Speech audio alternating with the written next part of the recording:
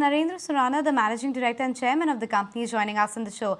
Hi, Mr. Suranna. Good to be speaking with you. Talk to us about just that. What's happening in the company? Has there been a fresh trigger per se? Are you looking at new products or a re-rating candidate as to what has happened with respect to the business that's getting the street excited? Yeah, as you know that we are producing, this different kind of compounds for wire and cable industry, and we are the only company in the country who's producing compound up to 66 kVA.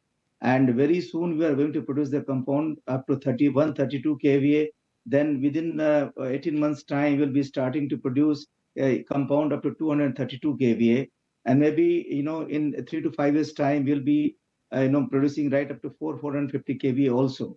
So and then apart from this KVA, we have ventured into HFR compound also, and then many different varieties of compounds which are really technology oriented, and it requires a lot of innovation R&D and approval. Approval process is quite lengthy. If you talk about US, if you talk about Europe, and if you talk about other countries, it's not very easy. So company has ventured into those kind of compounding business, and it is a journey of almost last 3 to 5 years, which is yielding the result now for us.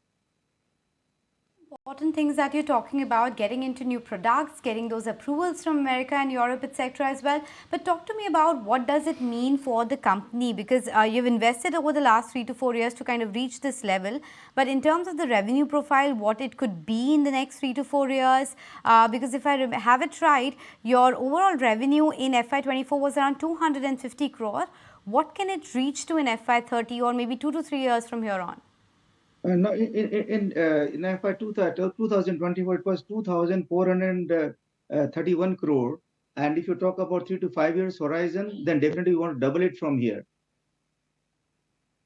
Beg your pardon there, because it was 2,431 crores and not millions. So that's a different there. But okay, you're talking about doubling your revenue over the next 4 to 5 years. But what about the margin profile? What about the kind of split that we are seeing in terms of export as well as domestic?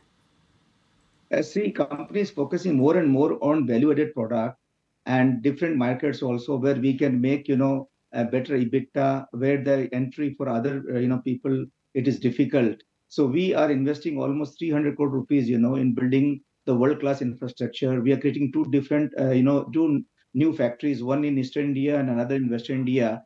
And that will be coming into operation in 18 months from now, if not earlier, maybe 15 to 18 months from now. One in Eastern India and another in Western India. And apart from that, we are investing lots and lots on R&D and to produce different kind of product. We are not focusing only on top line. We are focusing more on bottom line, so that the competition is less and the EBITDA margin is higher. So this is how we are going to achieve the doubling the turnover in 3 to 5 years time, as well as EBITDA also we want to increase upon.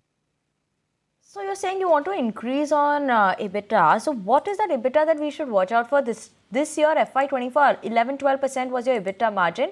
Next couple of years, where could we see that headed? See, if you talk about, immediately, so we can't increase so much, but if you talk about 2025 and 2026, definitely a couple of percentage more definitely will be there, because the mix of the product we are concentrating, that will definitely better EBITDA for us. Also, just if you could talk to us about what is it in terms of the current trends that you're seeing in terms of inquiries that you're getting from clients, international as well as domestic? See, so far we are concerned, our order is absolutely full, and that is why we are aggressively increasing our capacity. Export is also in absolutely on track. Then domestic also, that demand is quite robust. And as you know that as a country, we are focusing more and more in, energy creation, then distribution, and whether it is a renewable energy, any kind of renewable energy, solar or wind power or hydrogen or the conventional energy, everywhere the cable is required, and wherever the cable is required, the compound will be required. And with the changing of scenario in terms of quality, now everybody is more concerned about the quality product. It's not that any compound will do now. So that opens a new opportunity for the company, because wherever the requirement of the stringent quality is concerned, company is well placed, in terms of R&D, in terms of quality production, in terms of quality. So two-part question there. So when you're saying everything is working out well and everything is looking great, what are the risk factors that you're watching out for? Is raw material something that you're watching out for, or any other risk that you're monitoring? And also in terms of this expansion that you're doing, what's the amount of investment? Are you looking at perhaps some sort of fundraising, or how are you funding the capex? See, at this moment, we are not looking for any kind of fundraising. The 300 crore rupees what we are aiming at to invest in the new capex and those new factories, we want to fund it through our internal accruals only, because our balance sheet is very healthy, cash flow is also very healthy.